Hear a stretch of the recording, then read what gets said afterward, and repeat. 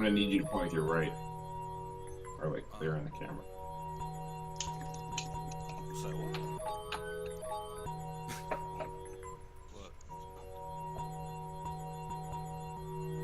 I'm on tour right now. I ain't trying. We're live, boys. It's the new OGs. The new OGs is a State Madison Entertainment production and is brought to you by Sun Life Solar. Sun Life is helping homeowners in Illinois take advantage of a program that lets them get solar power at no cost. So if you are a single-family homeowner in the state of Illinois, you can lower your electric bill, raise the value of your home, and do something good for the environment without paying a single dollar out of your pocket to do so. Nothing out of pocket. Bobby, I'm a tree-loving motherfucker. I love trees, man. Does this shit help the trees? It does help the trees. That's beautiful. Because if I could fuck a tree, I would fuck a tree. Oh, well, that's there's probably somebody to talk to about that. But but listen, I mean, here's the deal: with all your love of trees, Sun Life can only work with you if they can save you money, even on top of all that. So saving even more trees. I get to help trees and save money. And save money. It's a great deal. That's amazing. Yeah, to top it all off, they're a SunPower dealer. That's an American panel maker with over 30 years of solar experience. And Sun Life even has a referral program that pays out as much as $500 per referral. So head over to www.illinoissolar.today and get in contact for a free consultation or to refer someone you know. We are also brought to you by People of Comedy. That is the network that we are on right now. James Webb today. What's up? Make sure you go to People of Comedy on Facebook, YouTube, Twitch. Check out all their videos they've got going on. They've got tons of great stuff. Information on protests that are happening. They'll be live at, I think, a protest later today. Yes, is that sir. Right, James? That is correct. Right after this. They're still happening. They're still happening. All day, The protests are still happening. The media isn't there in general, but the media, as in People of Comedy, is there specifically. So make sure you check that out. Get out there and check it out. What is going on, XL? How you doing, man? What is going on is that James Webb is supporting, making people laugh and saving motherfuckers' lives. People are going, oh, that's what's up. Yeah, it's so. I think it's funny because there was this article that came out a few weeks ago. And we talked about it, about how comedy was dying in Chicago. And like People of Comedy as a network is doing nothing but exploding as a podcast studio. So, and what they put together. So a community, There's more content coming. Yeah, there's it's interesting because like right when the pandemic hit, everyone closed down and like it was really rough for everybody out there. And the studio took a huge hit too. We lost 60% of our shows because people weren't coming out.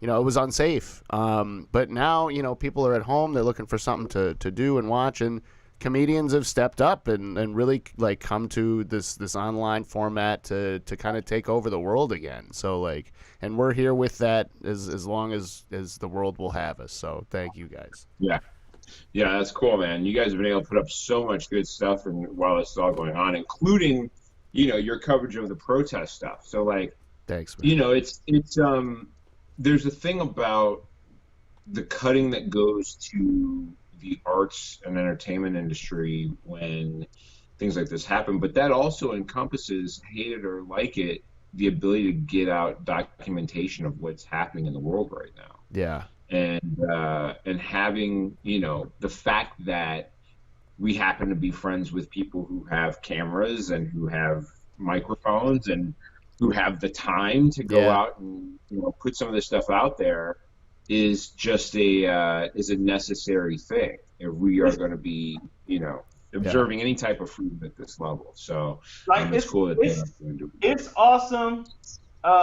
It's awesome, and it's simultaneously unfortunate that James is out here doing it, because I say that I say unfortunate because we shouldn't have to do this. Like, right. We got local news stations. We have local news stations. We have radio stations. We have people who should be out there. I listen to liberal. There's a liberal radio station in Chicago. I don't hear them talking about marches and shit in Chicago at all. Yeah. Like there's a 2 o'clock to 5 p.m. in the afternoon show that's run by an ex-Chicago reporter. I can't think of her name right now. Older white woman. She's been in Chicago on Channel 5 forever. And she talks about local politics all the time. Doesn't bring up. Rosati? No. It's the other one. Short blonde hair, has kind of a Karen cut almost. I know who you're talking about. She's like a legend here in the city. But she does a good job. I'm not even saying this to shit on her. I'm saying it's unfortunate that she, even though that's the protest wouldn't necessarily be her beat. Her beat is what's happening in Chicago. Yeah. And what's happening in Chicago politically. And this is these protests are making Mayor Lightfoot make decisions. Like I watched Mayor Lightfoot this morning on CNBC this morning. They were talking to her about how COVID was affecting business. Yeah. And she tied COVID and Black Lives Matter and like the discussion she was having with businesses to help all three at the same time, because obviously there are things going on in the Black community that are that COVID is affecting us at a higher rate, and in addition to that, the unemployment is affecting us at a higher rate. So she was talking about how all those things come about. But the protests are making her do that. If there were not people in the street, she wouldn't even be talking about that. Yeah. And she's having conversations with CEOs and other politicians about that. So it's good that People Comedy is covering the protests. It's cool to see. This is my one last thing. I'll let you guys go with the show. Sorry to take over any part of the show, by the way. No, it's important, man. Hey, baby, I started this. Anyway, I wanted to shout you out. Thank you. So it's the I think we went over this a few episodes ago. Like just the list of kind of the demands that have been met by all of the protesters over the last like month or so. And all of these, incremental, not gigantic, but changes nonetheless to these systems that, you arguably shouldn't be there, frankly, but can definitely be changed to be better until we can feasibly get rid of them entirely. Just like you said, like Lori is out here listening to the people. She has to make these changes because we're not going anywhere. Like it's fucking July 10th, motherfucker. We're still out here protesting every single week. There's a protest every day, and I feel terrible that I can't go out and cover it because, we don't get, like, I got to make money. But, like, the days that we can get out there, like, bro, we are fucking out there because everyone else is still out there. So make no mistake, we'll see ABC and NBC and, like, CBS and all of them for, like, 5 minutes. They'll put a big camera down. They'll put some Donald Trump Jr. looking motherfucker in a suit with a microphone out there, and then they'll be there for 5 minutes and leave. They get their little clip and they leave. We're there the whole fucking time, and we ain't going anywhere. So, if you're listening to this live, if you're watching this live, stay tuned to People of Comedy. We will be there at 3:30 today after this. So nice. Yeah, that's dope. Yeah, man. I mean, that's the thing is that, even now I see groups in like, not to name names, the more more white populated south parts of the city of Chicago. I'm in some of those communities. Yeah, and it's where a lot of the cops in Chicago go home to apparently when the day is done. Yeah, and first of all, everybody's mad at Lori Lightfoot, right? Like everybody. Yeah, dude. Everybody's mad. Either you're a cop who's mad because you want to pull out the. It's so funny though because I'll be in these groups and every week it's how many people got shot or killed in Chicago, and their complaint is always about like, oh, you want to get rid of the cops and this is what's happening, and it's like, this is what's happening with the cops, motherfucker. Like, right. Yeah. With all the cops, all the budget and all this money, these are the results. Yeah. So at the bare minimum, like a different approach is probably a good idea, right? Yeah. Like there are people who presume that the police are holding the barbarians at the gate. Like they believe that like if the police left, they think 50 shootings would be 500 if not for the police, which is insane. Yeah. Because some of the shootings is because somebody snitched to the police. I mean, let's keep it 100. but no, it's the idea that people are just going to all of a sudden run away and attack other neighborhoods or something like that is ludicrous. And I'll tell you why. Because I live in a neighborhood that I know for a fact if where I live got rid of police, I know my neighborhood would pay for their own fucking police. Like I know that I would be at a homeowners association meeting talking about which security firm are we hiring to protect Right. our neighborhood, and it wouldn't be like nobody would complain about it 1 second. It would be immediately like, yes, this is what we need to do. Like that's Right. what we do. That's what the fuck will happen. And to be honest, if every neighborhood, I know this is gonna sound like despotic possibly, but if the nice neighborhoods that really think they need the police, if they just had their own security, I think there'd actually be less shit because their own private security could get fired. They'd actually get fired. You know what I'm saying? They'd actually lose their job if they killed somebody on the fucking property. There's accountability. You know what I mean? Especially if they killed like a guest or somebody who they weren't supposed to kill. Like if they killed a robber, they'd get a promotion because they killed a fucking robber. But if they killed somebody they weren't supposed to kill on the fucking property, they're going to fucking jail. They're going to lose their job. So they're probably going to be better at their jobs. And you know what? Private firms do more vetting than police do. Yeah. They'd still be held accountable for all. They'd be held accountable for all actions. So just, like the thing is, like we do this with coronavirus. We do this with police interactions. It's everybody wants to tell look at how many people didn't die. But it's like, well, yeah, but between death and like perfectly fine, there's a lot of gray area. You know what I mean? Like there's a lot of room for like punched in the head 5 times.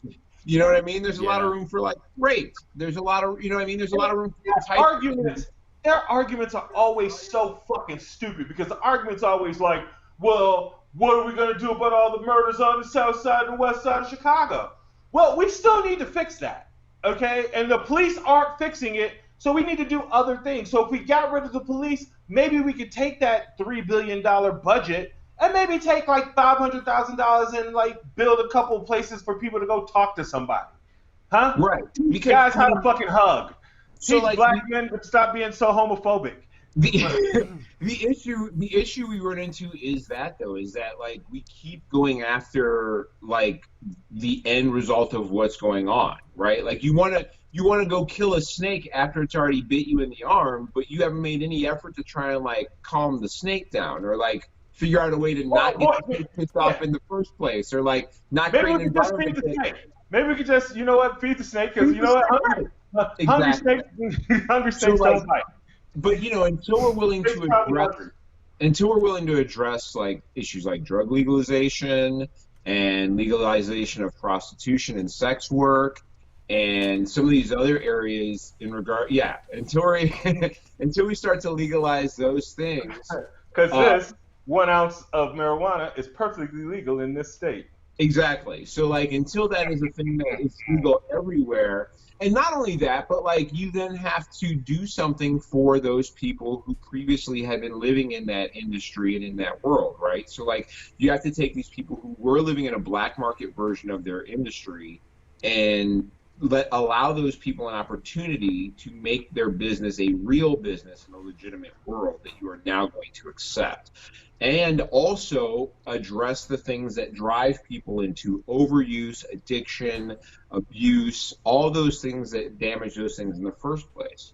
And so if you're not willing to address those things, then you're going to keep running into problems and you know, we have to create living wages because there's like people who have enough money aren't committing armed robberies, right? Like you know what I mean? Like there's not a lot of guys who are like top 10 salesmen at their company who are also bank robbers on the weekends. That's not what happens, right? There's not a lot of people. Hey Bobby, I was never a quote unquote stick up person. I never like used a weapon or anything like that. But I very, very often walked out of stores with things that I did not purchase. Sure. At a frequency at one point, me and 2 buddies of mine had a house that we rented together. That everything except for like our beds were stolen, and actually my mattress was stolen. But my point is to say this. And then I got a scholarship to play basketball, became a professional basketball player and a broker. And you know what I stopped doing? Stop stealing out of stores, because I had a lot more to lose because I had money. It changed. Yeah, it changed. I wasn't a bad person. I was an asshole. I was broke. I wasn't broke. I didn't do that shit anymore. people commit crimes for two reasons, right? One, because they think they have the power to get off if they do something wrong, and two, because they have nothing to lose in the first place. Those are the only two. Those are the two main. Those are the two. Now, people commit crimes for other reasons, but those are the two main reasons. People think that they are above getting in trouble, and people like the ramifications of the trouble they're about to get into are not valued at the level of whatever it is they're about to do that's illegal. Those are the two main. They have nothing to lose, or they are above it. That's generally what you find, at least in my experience. I'm sure someone who knows more about it will tell me I'm wrong. Or they're hungry. Right. Yeah, or they're hungry. And so, like, if you address the reasons that cause people to commit crime, creation of a black market, poor wages, stacking people on top of each other, continued discrimination, if you will address those things, then the crime rate will fall, but also you are risking capitalism because capitalism is built off those things. And so if you can find me a version of capitalism that can separate being able to equalize the citizenry regardless of race, gender, sexual orientation, whatever. Hold on. Okay. Hold on. And also, like, then you can definitely do away with that. But there's a way. There's a way, and we've been doing it slowly, and it's horrible. It's not a good way. And the way is we shipped our slavery overseas to small parts of Asia that need the labor, that don't have labor laws and things like that, and they basically work those people to death. And if we did more of that, it'd be better over here, but then we'd be creating a whole different situation over there. It wouldn't necessarily be better over here because you'd also have to, I mean, even if you we'd have to redistribute the wealth. Right. I'm sorry, I left that part out. We'd have to redistribute some of the wealth for doing that. There would have to be a universal wage because that's a big holdup, right? like you have to you would have, I'm sorry, I didn't finish because I was packing my pipe. Then you would have to also include a universal wage because you'd be taking all the jobs from here, right. And that universal wage would go to the people who would be getting, like I can tell you from firsthand experience, a manufacturing job changed the whole trajectory of my entire family. My grandfather left the South, came up here and got a job at a factory, bought houses and shit, multiple houses. All his kids own houses, sent his grandkids to college and shit. His kids went to college. Sent his grandkids to college because he got a fucking factory job in the 50s or 60s or something like that. I mean, you were essentially changed the whole fucking world. You were essentially a Republican for a little while simply because I could be because that motherfucker laid a foundation that gave me the surroundings to make me think, you know what, there is fair distribution in the world. like, you know what I'm saying? Like I was on the old school shit, but then once you get inside, like I was teed up to be one of those niggas you see on TV that you be like, what's wrong with that dude, man? Right. Like, does he not have any other black friends? Does he not know other black people to tell him? Yeah. I you know what's them two fat chicks from North Carolina that sound good? Yeah. Silk Diamond and I'd have been gold. With gold teeth, talking about Trump is the man. I was on that trajectory, but then I actually started listening to them motherfuckers. Like there's one thing to hear the thing that they want you to hear, and it's another thing to actually listen to what they're saying and realize that most of what they're saying is complete trash. Like they take a kernel of truth, they take a smidgen of truth and just fucking go 100% 180 the other way with it. And every time you can fact check their shit, and there's always holes, and the way you can tell the difference between, and I know this is going to sound partisan, and you could just say, I just feel like they were some liberal, but I was on the other side, and the way you can tell the difference is Democrat shit, liberal shit, when you look it up, you can find multiple sources of people backing it up with things like numbers and science and facts. Republican shit, once you get to the bottom of it, it's always a conspiracy or some kind of spook shit that you got to be in a secret society to fully get. Every time. Well, the thing is, for me, the difference when you look at the two parties is that Democrats are cool with pulling in taxes that will help some poor people if it'll help some poor people, but they just need to be able to get rich along the way, like Democratic politicians. Like, no, we think you do deserve help, and we're willing to tax a bunch of wealthy people, including us, if we need to get you some more money. But you know, we're gonna make it up on the back end. But if we don't make no money, if we can't keep the power though and the money, then that means sometimes you got to put a bunch of y'all in jail and shit. But we're gonna still try and fight to keep getting you more money. And Republicans are like, we know a lot of you guys don't like abortion, and we know a lot of you guys are too proud to assume that you would need some aid in being equalized in this country. And so if you stand with us, you get to say that like you made it on your own and everybody should do it, and that abortion is terrible. And then you get to look like a hero to God because you've been, taught that Christianity is a real religion. And so those are the two sides. Those are the two. If you want me to encompass how I see the two parties, that's how I see them. And there is an element to the defiance of blackness that is appealed to by a party that says pulling yourself up by your bootstraps is possible. Look at these examples. If they did it, you can do it. But it's like that meme that I made of fucking Bruce Wayne climbing out of the pit in that last Batman movie, where it's like, well, you know how, like, first of all, it's so incredibly hard to even do that only two motherfuckers even did the shit. You know what I mean? If that dude to get out of the pit, where a bunch of people already never had to be in the pit before, only this group of people has to crawl out of the pit, right? First of all, why the fuck are we stuck having to crawl out of the pit? But anyway, the pit is ridiculous to crawl out of. Only a couple people make it out, and the ones that make it out get told by the people up there that anybody should be able to get out of the pit. Then they turn around and yell at everybody down there, I made it out, you should be able to get out.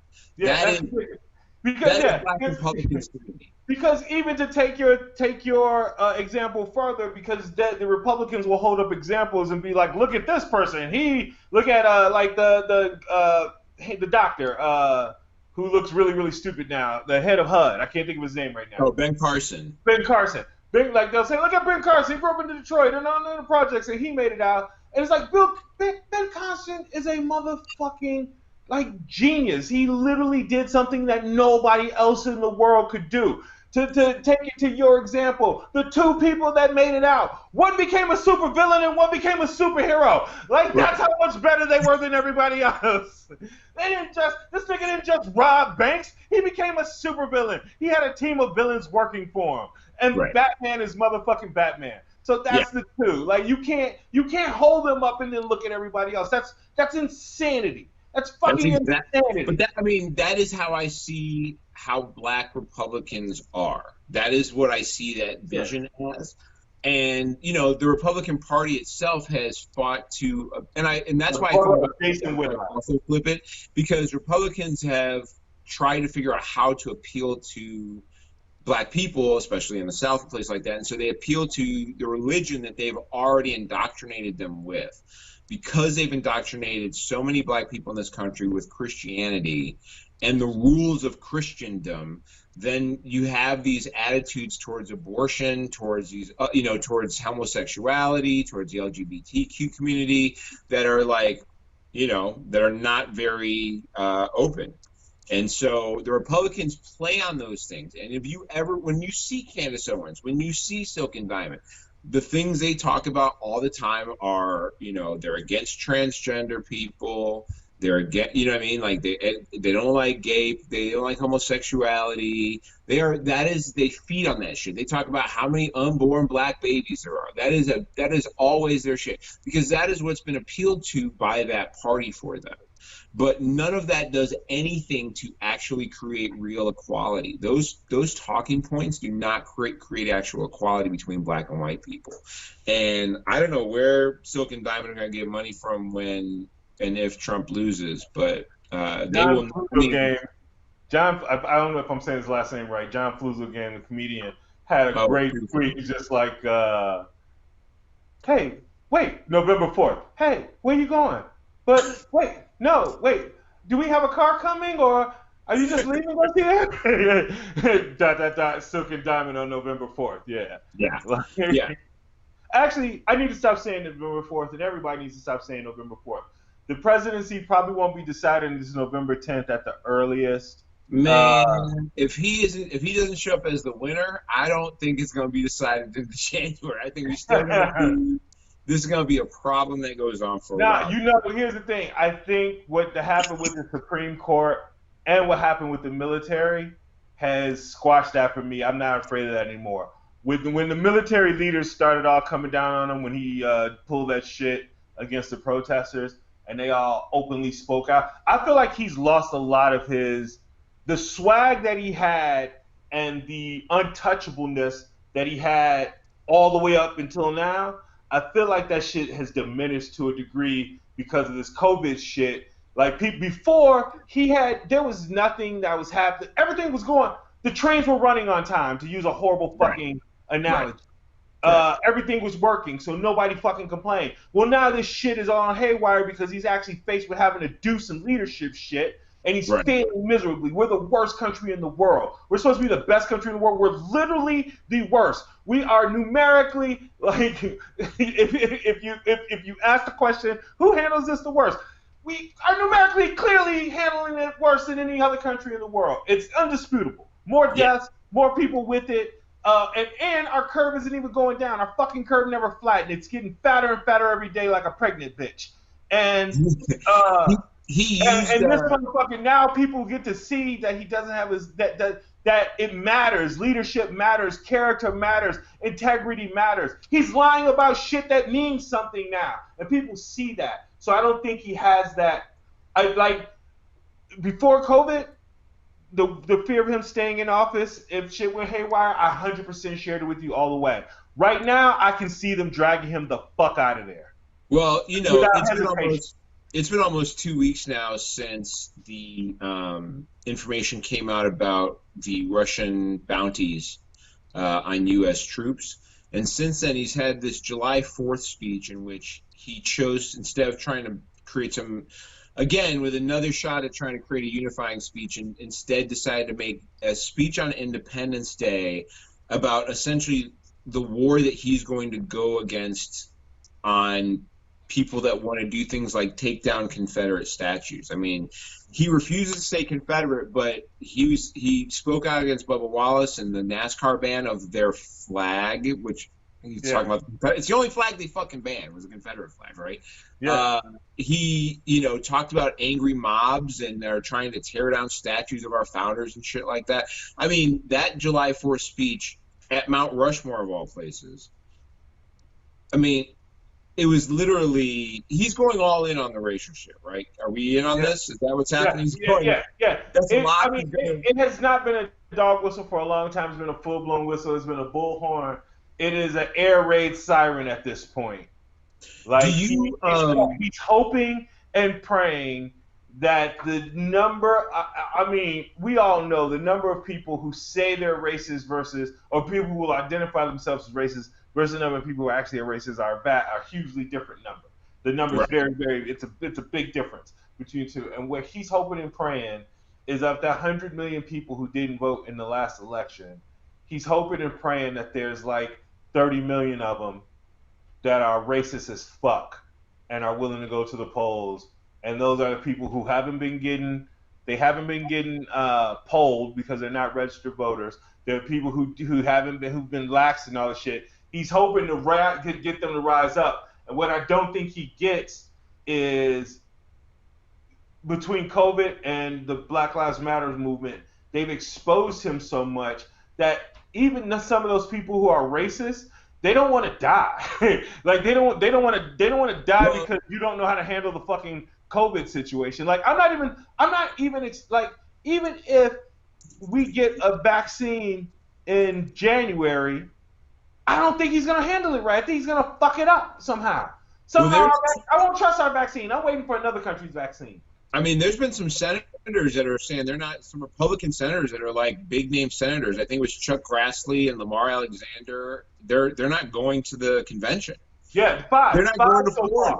Yeah, 5. They're not going to. These are. I mean, I don't know if you're listening to this and you don't know who Chuck Grassley is or Lamar Alexander, look those guys up. Those are guys who have been staunch Trump guys. Those are guys who say, sometimes you hear one of them crazy quotes from some senator and you're like, who the fuck It's Chuck Chuck Grassley a lot of the Grassley. times. Fucking Chuck Grassley a lot of the time. A lot of time. Chuck Grassley. That is awful. They're not even going to the convention. So And Lamar Alexander in the background like Flavor Flav. yeah, do you think there's any chance that he is essentially bailed upon by Republicans by the time the convention comes about, and they just go, "Fuck it"? Bobby, there's not going to be a convention. There's not going to be a convention. There's not going to be an NBA season. There's not going to be Major League Baseball. There's not going to be an NFL season. College football, the fucking Big Ten already announced that they're getting rid of all of the non-conference games, which is a third of their schedule, and they're going to get rid of those games. I think because I think they play 4 non-conference games, and they play 12 games. So yeah, it's a third of their schedule, and they're not going to play because it's impossible to not pass this shit in a large group of people. I mean, they're saying it's airborne now. And here's the thing. They're saying it's been airborne, but it's airborne. Yeah, it's not airborne. It didn't get a new power. It's not leveling up. Airborne. Airborne powers activate. The 5G towers are all up now. Like so a Godzilla flick when Godzilla started fucking up the main monster, and then all of a sudden the monster it doubles up, becomes a bigger monster or some shit. Or it's like Baraka where he fucking. Yeah. No, it is. I mean, so it being airborne essentially means we're fucked. I don't know if there's another way to really put it. Airborne means we're all getting it. But the weird thing is, it's like while this is going on, so anybody who's in real medicine is like, yeah, man, it's getting worse. And like all the states where shit is going down is like, yeah, it's going crazy right now. Cases are wild. Deaths are down, sure, but like this thing doesn't you don't get it today and you're dead tomorrow. It takes like 4 or 5 weeks, sometimes 6 weeks. And then like a lot of people survive. Most of the people survive. They survive. Many of them survive with no necessarily issues. A lot of people are sick. I know people that are 60 days in. 60 days in. I know them personally. It's not like a friend of a friend. Like I got friends on Facebook, 60 days in plus, still struggling to get out of bed. I know people who have continuing lung issues. I know people who are dealing with blood clot issues. And let's be clear. Vascular systems. It's not like, and listen, people get weird because I post shit online and they're like, oh, he's just trying to get people afraid, or you're part of the people trying. It's not about just being afraid. It's a literal crapshoot. It's a literal crapshoot what happens to you. Telling you the truth about what's happening is not trying to frighten people. No. You're afraid. When people say that, just say shit frightens you and you don't want to deal with it. Because that's what it is. Stop speaking for these mythological other people that I'm supposedly trying to scare. You're scared. And just say you're scared. And it's okay to be scared. This is some scary shit. I'm not walking around with a mask on in the grocery store because this is some cozy shit. I look like a boss in a video game. When I go fucking grocery shopping, man. Look at this shit. I left my regular mask. I went and got bagels like this morning, my nigga. This is why I'm wearing this shit right now. I just had it on. I went and got bagels with this shit because I left my regular mask on. I look like Black Jesse James, like a fat, black, Western fucking hero, bad guy. Like, this is insane. In a normal world, you would not want to wear that into a store for fear that you would get fucked up. Yeah, yeah. Like that's the point. Fuck all the bullshit. Fuck all the conspiracy theory. Fuck what little information I know because I'm not a doctor. That is when I knew that this was some serious shit. When I could walk into Jewel with a fucking black mask on, and everybody was like, little old ladies were looking at me like, that's a responsible young man. That's when I knew this was some real shit. Yeah. The real issue is, the conflicting stuff that we're getting, because at the moment we're getting all this stuff where it's like all the doctors are like, hey, this is fucked up. And all the people in administrations are like, schools need to reopen, economy needs to get back going, places need to open up. And the reality as to why it's happening was highlighted earlier this week in an article. It was on the New York Times, and it was just a breakdown. People can think whatever they want to think about the New York Times, but it was a statistical breakdown in the article over who is getting affected with the virus. And so it looks a lot like, first of all, Black and Latino people get the virus at a ridiculously higher rate than everybody else. They've also found that because of tracing, because of the phone companies having data on where phone locations are, a lot of those cases are not coming from protests. Those cases are coming from people having to work in industries, manufacturing, meat packing, service, that get them more open to the virus. Also, because of systemic racism creating a lack of health care largely in those communities, a lot of them are a lot more immunocompromised. The numbers look closer together because they included all of the elderly people who are getting the virus over the age of 50. And a lot of elderly people who get the virus, people in nursing homes, are overwhelmingly white, which means when you take away those elderly people in nursing homes, the numbers are completely outrageous as to who is getting this virus. Also, Black and Latino communities are more likely to live in enclosed spaces, close together, apartment buildings, things like that. Latino families are more likely to have more people in the home than other families. So, and Bobby, what's fucked up? Do you know why the nursing homes were getting hit so hard? It's not just because they were old. Guess who are the nurses and the attendees at most of those nursing homes? Correct. Black and Latino people. Yes, of course. Right. So what you deal with is a situation in which physicians and doctors and epidemiologists are recognizing like this disease is hitting hard, and you have a lot of these people in these administrations and economists who are going, well, it's only hitting these people hard. That's what's happening. Yeah. And that's just, I mean, hey man, by the way, total like just break for some funny shit. We're matching today. Total like random shit. For those of y'all don't know, we are in two cities. We are 90 minutes apart from each other. And did not talk before the show today. But we managed to pull it off. Just pulled it off. We're matching. We got the coordinated look going. I feel like we're like a rap dance battle band, hip hop dance battle crew or something. But right, cool.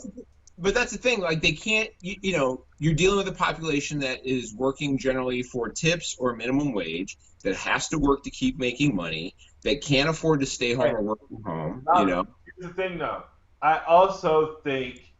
And I know because I see it happening. And so I also believe this is why the socialist agenda has been getting stronger and stronger in the Democratic Party and in the nation in general.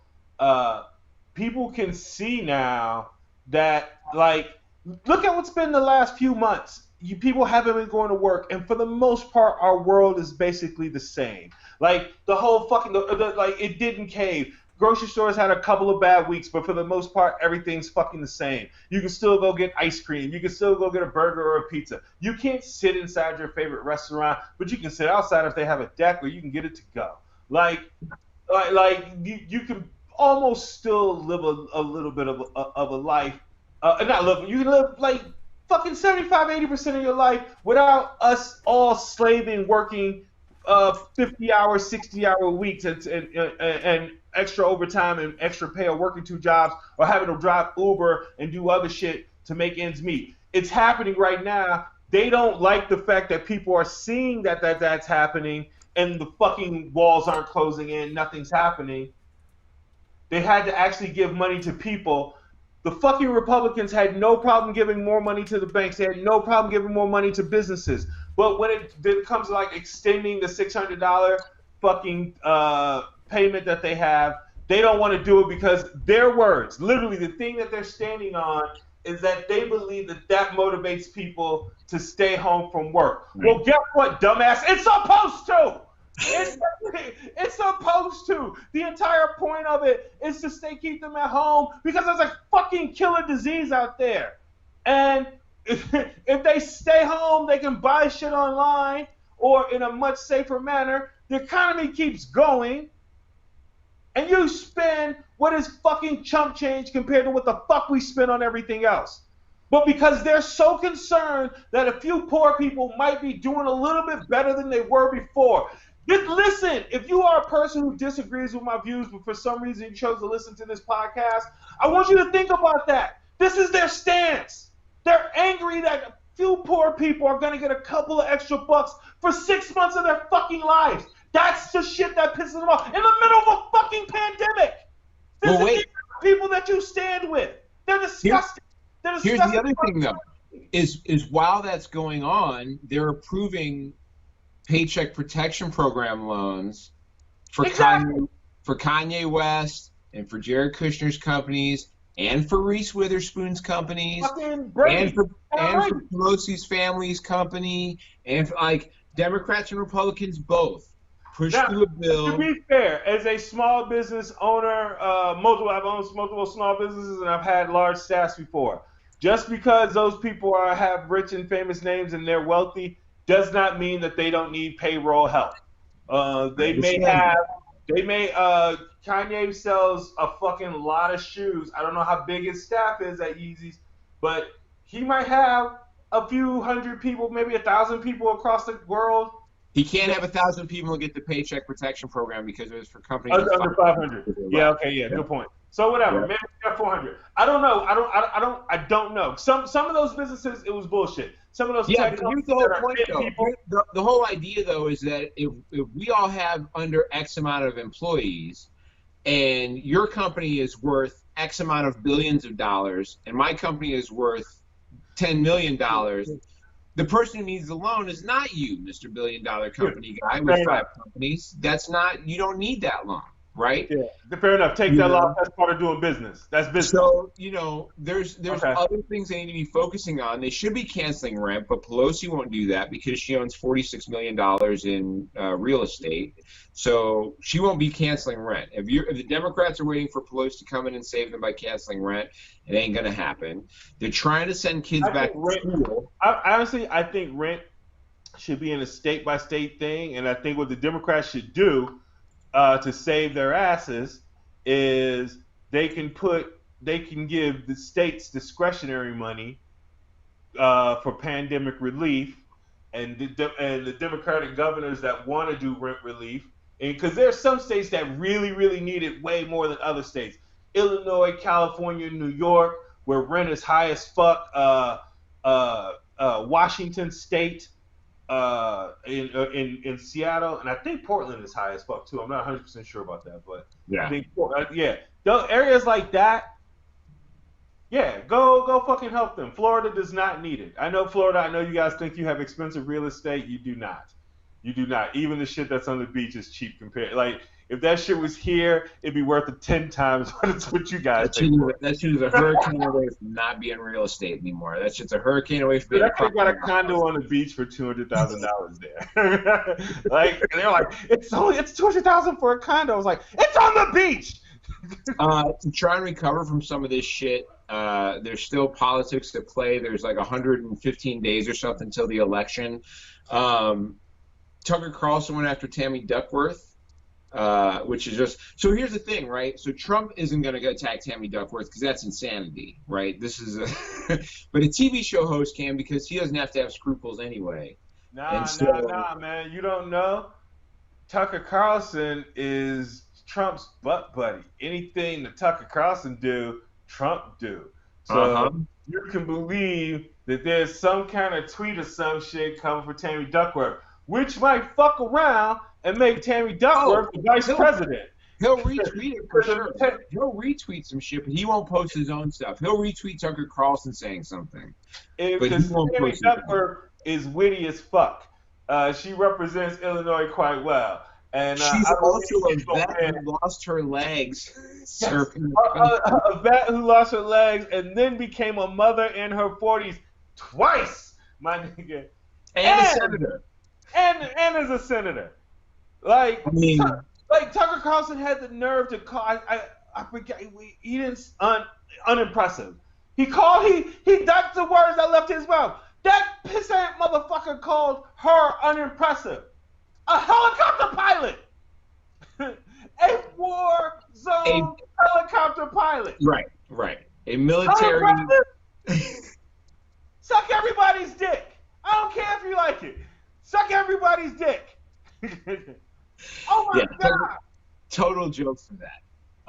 While that was going on, Trump lost one tax issue and kind of half one another. Cy Vance is going to get to see Trump's taxes before the election. Mm-hmm. What the people are not going to get to see Trump's taxes before the election, which I think is a shame. I wish we would get a chance to see it. So, I don't care as much about that as I once did. Because, again, I believe that there is an economic pit about to happen in the fall when COVID, the actual full-blown fucking second version of COVID comes. And we still aren't prepared for it because why the fuck would we be?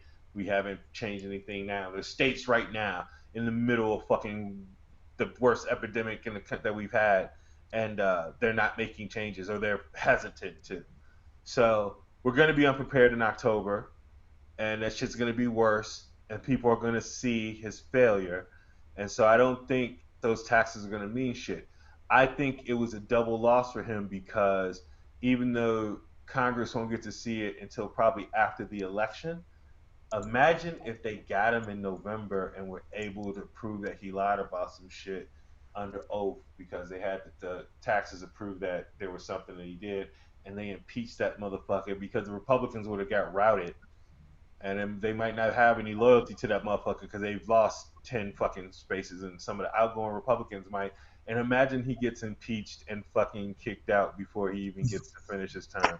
I would love that so much. I would love that so much because he could end up getting double impeached and double impeached. Two peaches. Double peaches. The only he'd be the second. I think Andrew Johnson was double impeached as well. So he can get double impeached and have, I have a vision of military police putting that motherfucker in handcuffs when that scene where he's supposed to get on Air Force Two. That's just wet dream shit now. That is wet dream shit, but I don't like people keep comparing this to the situation with Obama. And Obama that wasn't like a major thing that Obama promised. He said that somebody put up a fucking article that he said that he'd let the Attorney General look into it.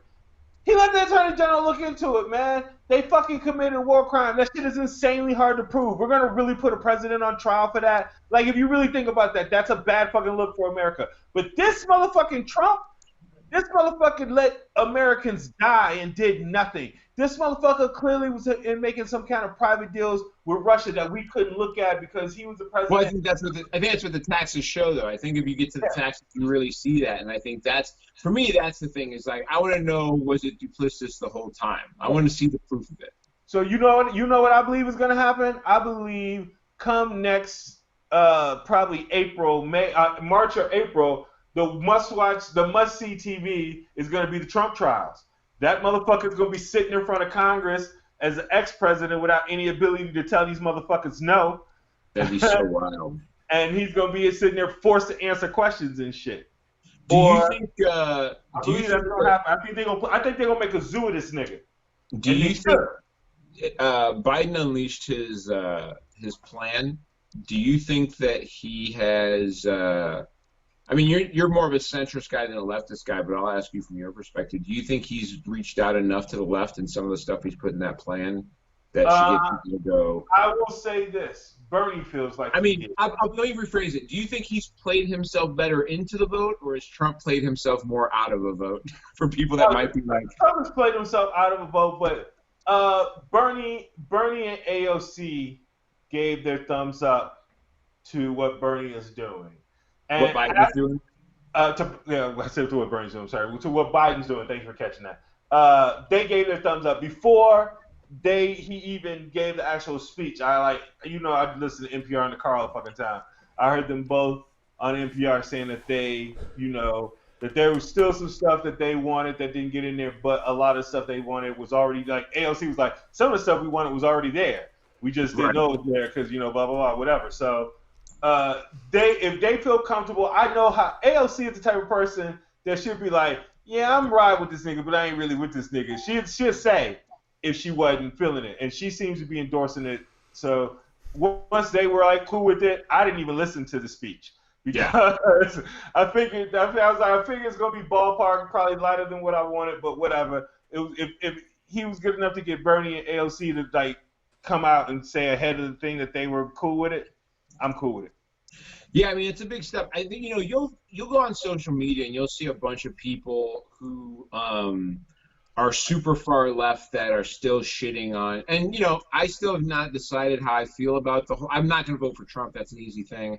I still don't know how I feel specifically about Biden, but it does. Are you registered Illinois or Wisconsin? I'll be in Wisconsin. It does matter. It does matter. Yeah, we're gonna have to work on that then. It does. It does matter that AOC and Bernie have both given their thumbs up. It matters that guys like Adi Barker, who has given his thumbs up on that. I think that's a big. Those are big deals when it comes down to it. So, yeah. That's something else to say, Bobby. I'm just gonna let you know that if push comes to shove, November 3rd, you say, "Hey X man, I just can't do it. I can't vote for this motherfucker." I'm going to tell you, that's cool. Then I'm going to drive to your house and I'm going to drug you. And I'm going to drag you to the vote room and make you vote for Biden. I just let you know right now, I'm going to do it. So, Got it. Little bit of Special K and you'll go all the way. Let's talk about some other stuff that went on. In this past week, Carl Reiner passed away. Was it June 29th? It was maybe a week and a half ago. It was just before the start of July. Carl Reiner passed away. We didn't get a chance to talk about that last week on the show. He was amazing creator of a number of different TV shows.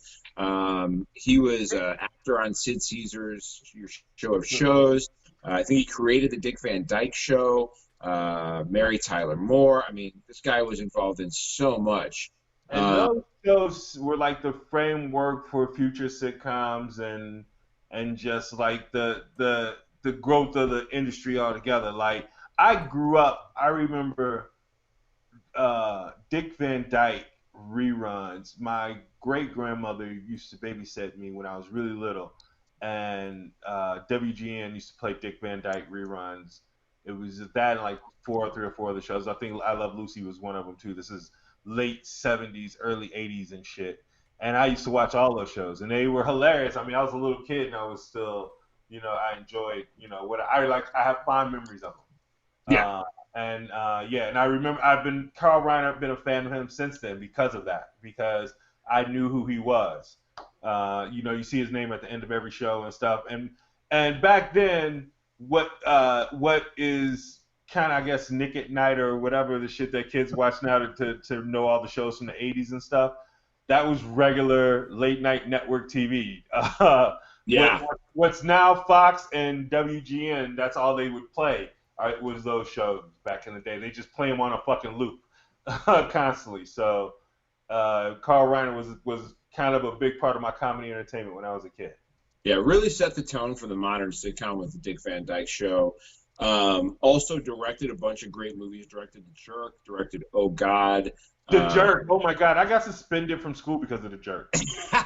Yeah. I think I was in 2nd grade, and there is a line in The Jerk where he says, he writes home. He's writing a letter home. His mama's reading the letter, and she's like, "It's okay. I'm looking for work. I can't find anything, but I think if I can't find anything, Sally said it's okay. She's gonna give me a blowjob."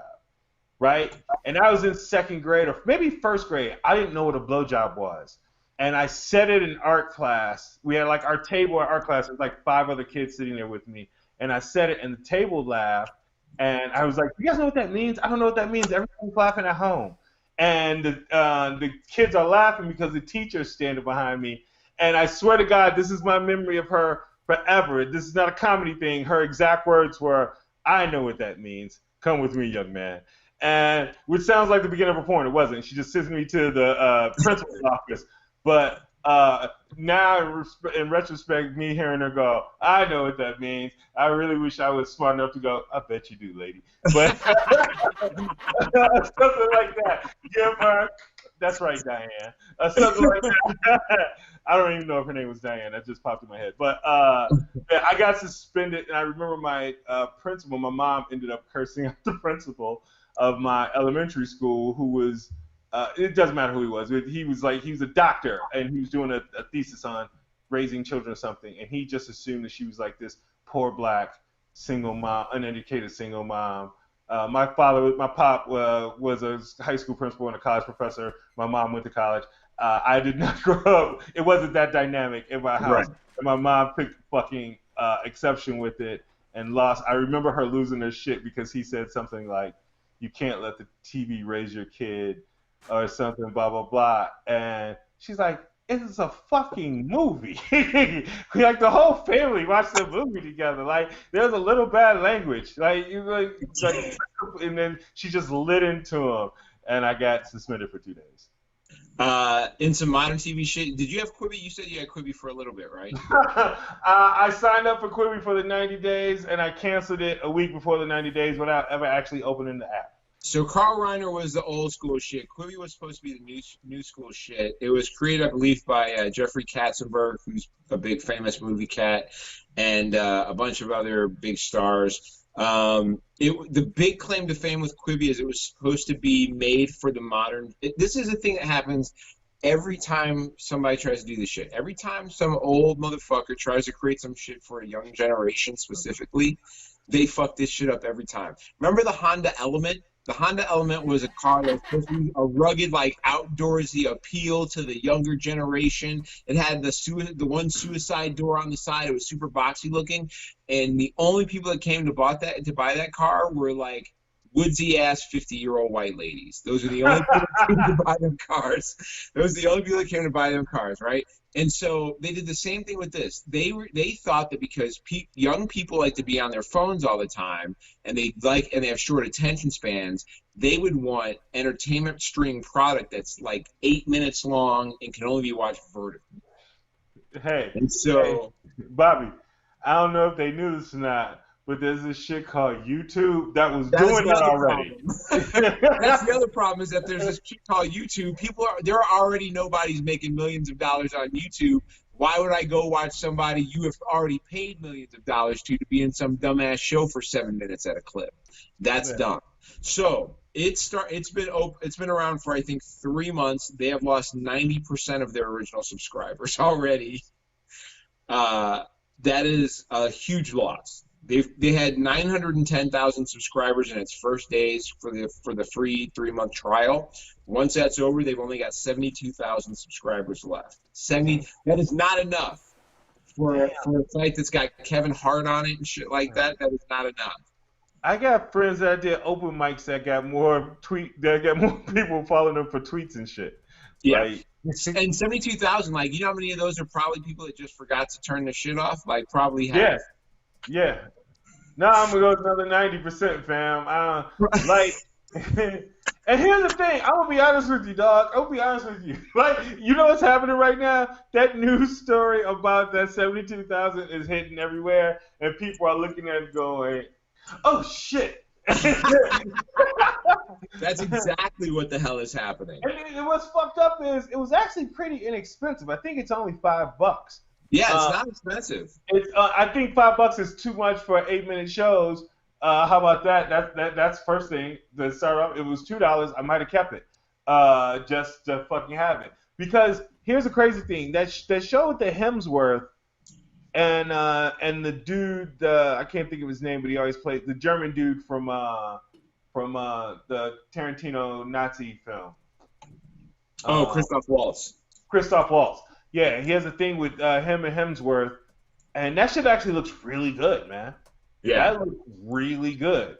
Not enough for me to pay $5 because that's the only thing I saw in it that looked good was that. That looks interesting. I think it's a serial, multiple little 8-minute you know what it is? It's 24 in 8-minute slots. That's basically what it is. That's what they do. Yeah, not gonna work for me. The last thing I want to get into before we get out of here, I'm a Oh, big it's that time already? It's that time already. Make sure you join us midweek. We're gonna have some follow-ups on some stuff that we didn't get a chance to hit this week. There's a bunch of racial shit in America this week we want to talk about. Make sure you're following New OG's pod because we're gonna cover some of that stuff on there. But the last thing I want to get into is that as a big superhero fan, it was a big deal when Ruby Rose walked away from the Batwoman role. I thought that was a crazy thing to have happened. The CW vowed that they were going to replace her with someone else who's part of the LGBT community because Kate Kane is a lesbian in the comics. They have moved forward with Jafisha Leslie. Man, bravo to you for knowing how to say her name. That's dope. Man, a long career in phone sales. You learn how to figure out how to pronounce something that's at least close quickly. You know what I mean? So, Jafisha Leslie is going to be your new Batwoman. She is a black woman. She is bisexual. I think she was most recently seen on the show God Chose Me. I think that was one of her most recent things that she's been seen on. She, I think, is going to be a great fit. They've already decided that it's not going to be Kate Kane. They've got a whole new character that's going to be taken over for this. But I think it's going to be an interesting idea, especially considering our time when, the character of Batman and Batwoman has largely been a vigilante stopping criminals. And we're at a time where how we look at criminality is starting to change and alter a little bit. So I'm wondering how that'll play out. It's going to be, man, I hope that they do it better. It's going to be a bunch of, remember when Halle Berry played Catwoman? Yeah. Yeah, she was basically fighting a makeup executive. That was I don't think that'll be the case. CW's better than that. Yeah. So and DC has done better than that since then. But that Catwoman with Halle Berry, as much as I love and worship Halle Berry, is one of the worst things that's ever happened in cinema. Ever. She dunks a basketball. I gotta say it every time I talk about the fucking movie. She dunks a fucking basketball. But that's not even the craziest part about it. It's not the crazy part that she's 5'2" and she dunks a basketball. But the crazy part about it is everybody acts like that's like a regular fucking thing. Like nobody is like freaking the fuck out and screaming and going, somebody call the police, this bitch can fly. Nothing. None of that. It was just a regular just like I'm 6'7". They reacted the exact same way if I had dunked as that when she dunked. And so it's the worst fucking movie ever. That's the most unbelievable part of the movie for you. Yes, beyond everything, yes. It was a big street full of brothers playing basketball, and this bitch was in high heels and yacked. Like she didn't tip duck, nigga. She two-hand over the top, pow. She's fucking Patrick Ewing, nigga. And nobody lost their fucking mind. Okay? Are you fucking kidding me? On the block, nobody flipping out. They had camera phones when this movie came out, nigga. Nobody's like, you ain't gonna believe this shit, nigga. This bitch is on the rim yakking.